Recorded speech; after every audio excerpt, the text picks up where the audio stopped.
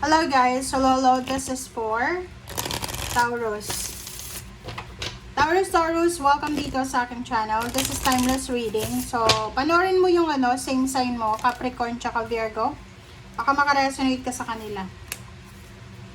Okay, Taurus, bat, spiritual bat. See through illusion into truth. Oh, yon. Okay, so sa nakikita ko sir dito, Taurus, maging realistic ka daw. Okay, you need to be realistic dito. Wag tayong magbulag-bulagan.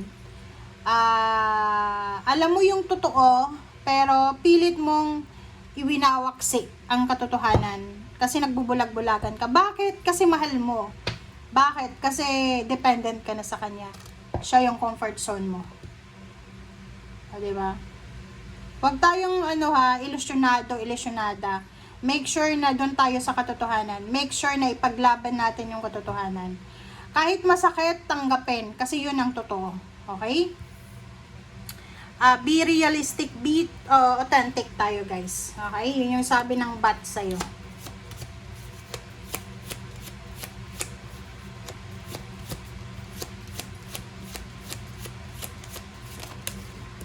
Okay, next is Rai. Yoga and exercise.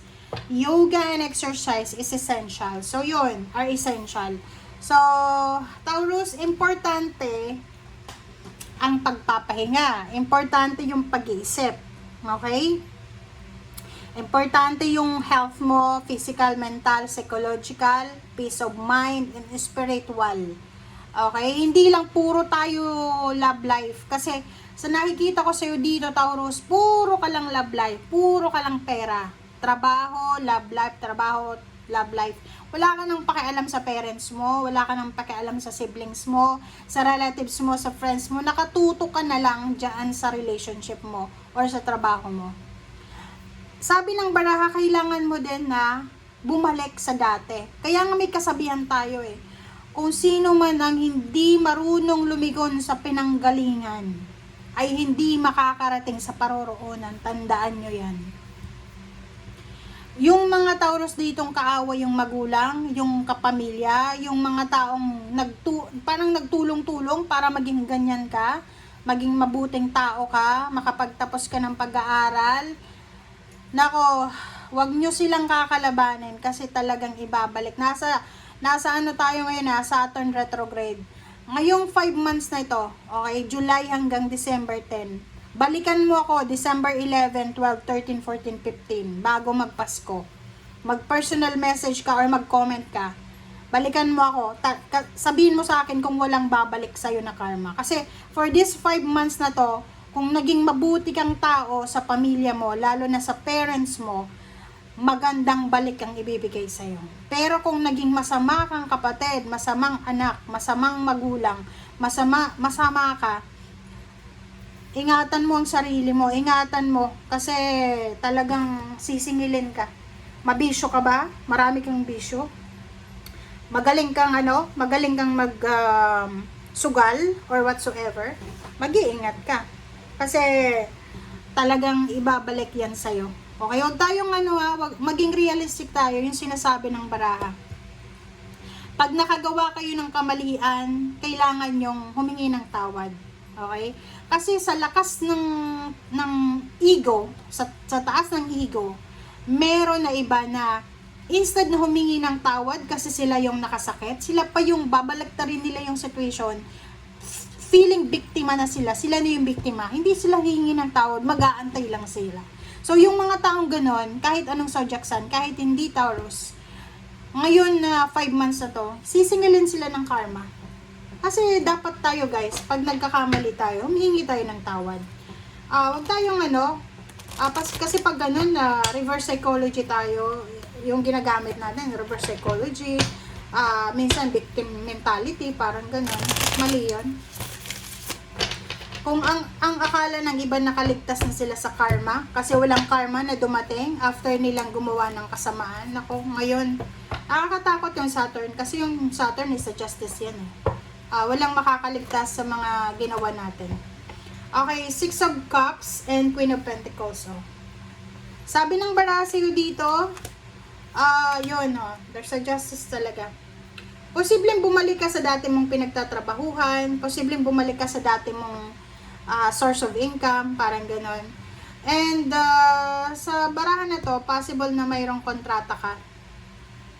Kontrata ka na gustong makuha, okay? Sabi ng baraha sa'yo dito, hindi pa huli ang lahat. So, if you have oras, energy, humingi ka na ng tawad sa mga pinagkasalaan mo. Kasi talagang mag-double time ka sa paghingi ng tawad kasi pwedeng talagang kakarmahin ka. Five of Swords, Four of Swords, Two of Swords, the Empress. Sabi ng baraha sa'yo, nandito yung Zero of the Fool, the Empress. May pagkakataon pa tayo para ma-correct yung mga mistakes natin. Babaan lang natin yung pride natin. Huwag tayong maging ilusyonado, ilusyonada. Okay? Kailangan doon tayo sa katotohanan. Pag alam mong nagkamali ka, humingi ng tawad. Pag alam mo na mali ka, ikaw yung mali. Huwag mong ipipilit na yung iba. Kaya i-justify mo, kaya ako ganito kasi ginawan ako ng masama eh. So, nanay mo, tatay mo, ganon, siblings mo. Dito tayo sa Chariot. Sabi ng baraha sa'yo dito, yon, ulitin ko na naman Taurus. Kung nasa ibang bansa ka na, nasa tamang direksyon ka na. Pero kung nasa Pilipinas ka pa lang, nako, oras na para maghanap ka ng trabaho papuntang ibang bansa. Ilang ulit ko na itong nakikita sa reading mo, diba? Ang sabi ng baraha sa'yo dito, kung gusto mong umasenso sa buhay, financial, isa sa mga magiging source mo is pumunta ka ng lugar na malayo sa kung saan ka man isinilang. Okay? Eto, travel. Relocation, travel, para maghanap ng trabaho, para hanapin yung swerte.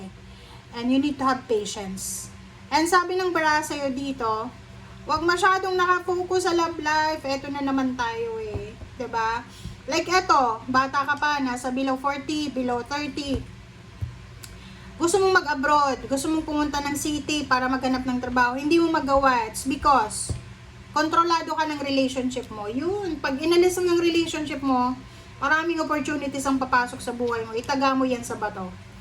Lalo kung live-in pa lang kayo, tapos wala pa kayong anak, ako, hindi siya yung makakatuluyan mo. Itaga mo yan sa bato. Four of Wands and Queen of Swords. Nakikita ko share dito. Sabi ng baraha sa'yo, kung may mga emotional problems ka, family problems, kailangan mo nang mag-move on. Okay?